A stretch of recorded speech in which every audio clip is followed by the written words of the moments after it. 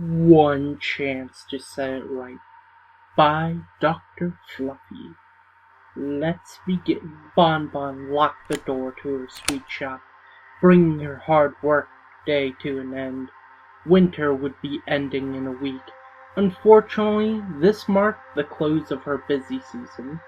Bonbon tightened the scarf around her neck and trotted down the street, happy to finally be able to spend some time with her mare friend Lyra. The one thing she didn't like about the busy season was how little she got to see Lyra. Being in constant competition with Sugar Cube Corner meant she had to work late hours, often only see Lyra for breakfast. Lyra had volunteered to help out in her shop one year. Unfortunately, due to Lyra's sweet tooth, Bonbon had ended up just sending her home. Despite their time apart, it never seemed to bother Lyra. While she didn't have much work this time of the year, Lyra did have her hobby to keep her occupied, or more accurate, her obsession. Bonbon had long suspected that the reason Lyra had never seemed bothered with their time apart was that it gave her a chance to go overboard about her so-called humans, without Bonbon there to reel her back in. Bonbon opened the door to her apartment, the warm air apparently melting away the tension in her muscles. She took off her scarf before wrapping it on the coat rack near the door before proceeding to the living room, and immediately stopped at the threshold of the room. On the coffee table, on the couch, surrounding the coffee table, and covering the walls were maps. Lots and lots of maps. Bonbon gazed out over the tapestry of Equus. Some of the maps looked crisp and fresh, while others looked wrinkled and torn, held together by a few bits of tape. Many of the maps seemed to be of different regions of Equestria, but there were a few other areas she recognized: the Griffin Kingdom, the Minotaur Republic, and even one poorly drawn map with the words Badlands written on it. In the center of them all was Lyra. "Bonds, you're home early," Lyra said, sitting on the only uncovered portion of the coffee table. "No, Lyra, I'm not." Bonbon stepped into the room, ignoring the crinkling of the maps as she moved. Lyra glanced to the wall in search of the clock, only to see that it too was covered by maps. "I guess I lost track of time." Bonbon took in a deep breath before slowly letting it out. "I'm going to give you 5 minutes to explain." Not daring to waste a second of her allotted time, Lyra quickly began. "I think it may be possible to find humans." Lyra waited, expecting to hear some kind of outburst, but Bonbon remained motionless. The only sense of her listening was the occasional blink or ear twitch. Lyra realized that Bonbon was going to wait the full 5 minutes before her outburst and continued. "So, as you know, humans only seem to appear in the oldest of mythology books, but at certain points in time, humans just disappear both from a quest and any mythological book from a later date. But I was reading a book about dragon hibernation and how they can sleep for hundreds of years, and that got me thinking, what if humans never disappear, but instead just went to sleep? I gathered maps of everywhere I could think that were secluded enough for no pony to ever go there, but large enough to hide an entire civilization." Once again, Bonbon took in a deep breath before letting it out. "And I'm guessing you want to go look for them?" Lyra simply nodded. "And I'm just supposed to sit here while you go gallivanting all over looking for these darn humans?" I was hoping we could go together." Bonbon stepped over to the couch, knocking the maps to the floor, then climbing on. When she had finally situated herself, she looked to Lyra, her eyes filled with sympathy. "Lyra, sweetie, I'm not a musician like you. I can't just up and leave when I feel like it. If I take a week off from my shop, I may as well close the doors for good. I know this human stuff means a lot to you, but we can't put our lives on hold just to chase myths." "Yeah, you're right," Lyra said, her horn glowing a soft green as she gathered the surrounding maps, stacking them neatly on the table. This was stupid. There were few things that Bonbon hid more than anything. That look in Lyra's sweet, watery eyes was one of them. That hopeless, broken look. Worse was knowing that her words had caused it, regardless of how right she was. "I've been thinking of hiring some help at the shop." Lyra's head snapped up at this, but said nothing as Bonbon continued. "Once I get someone trained, I wouldn't be against taking a week off every few months to look at one of your human hiding spots." The smile that spread on Lyra's face was enough to make the amount of headaches she was likely to get over this in the coming months all worth it. Lyra shot from her spot on the table with a tackling hug, squeezing Bonbon tightly. "You are the best mare friend ever," Lyra cried out.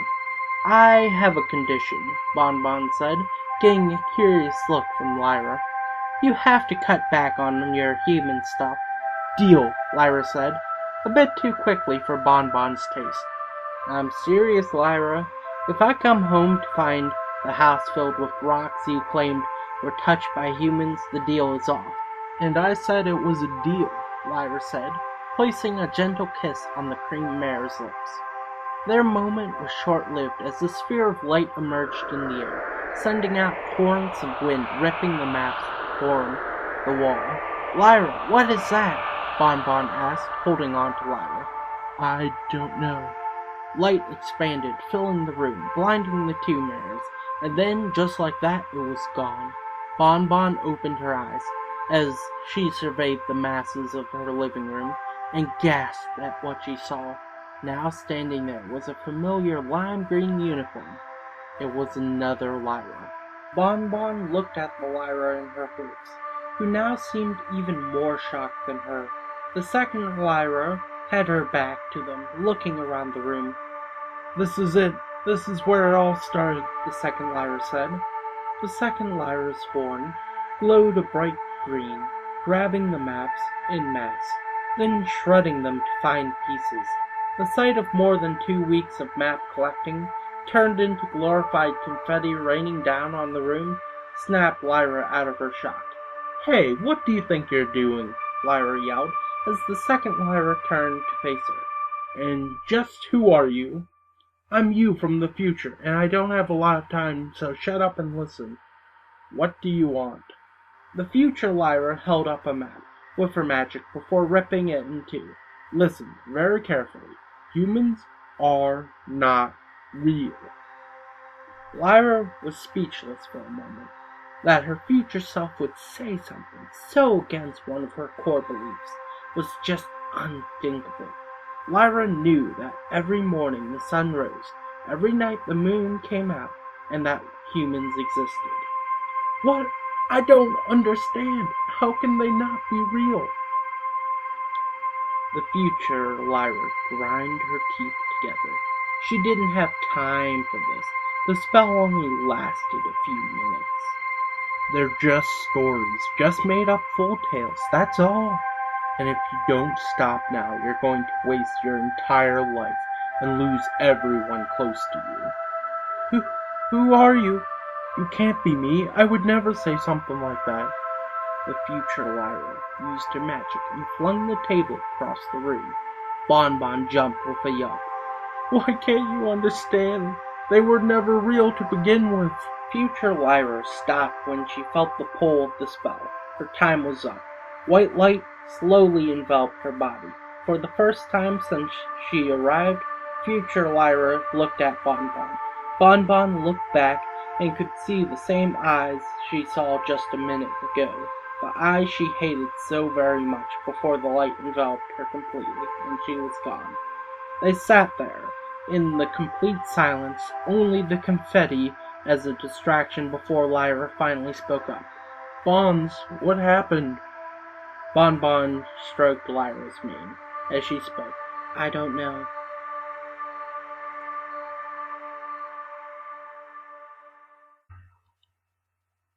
Lyra emerged from the time portal, in the same damp cave she had left. She felt the presence of some ponies stepping out from the shadows of the cave. She didn't bother looking as she spoke to the purple alcorn. Has anything changed? I wouldn't know. I'm part of this timeline. You would be the only one that would know. Lyra nodded. She supposed that made sense. As much sense as she could make out of time travel, at least. I guess I'll check the entrance then. Twilight led the way out of their tucked-away corner of the cave system, down a narrow pathway. Neither had much to say as they made their way. They came into the brightly lit main cavern. Torches were hung along the walls, casting a slimy shine on the walls. It was the largest of the caverns they had found so far, now home to several hundred refugees. Talk from the refugees all but stopped as they made their way through the cave. Lyra kept her eye on the ground. She could feel their eye on her. They were like a sack of weights, bearing down on her, their hate-filled eyes blaming her. The same eyes Bon and before they... No, Lyra shook her head. Now was not the time to think of that. She had cried enough. Any more would just be a waste of water. Twilight stopped at the entrance to the cave, high in the mountains overlooking Ponyville. So, what's changed? Lyra looked out.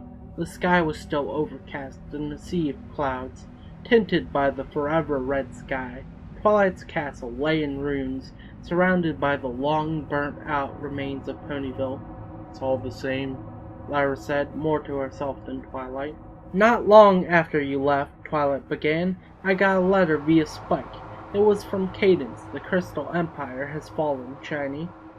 Twilight had to stop, unable to use his nickname, as warm liquid flowed down her fur, hitting the cave floor. Shining armor lit the defense, buying Cadence enough time to evacuate the citizens. Lyra placed a hoof over her mouth, choking back a sob. I'm so sorry, Twilight. Twilight simply stared out into the distance. You spent all your time trying to find humans, but never stopped to think if you should. Moments passed as the two just sat there. What do we do now, Twilight? We hide, and we pray they never find us. That was One Chance to Set It Right by Dr. Fluffy. Until next time, see ya.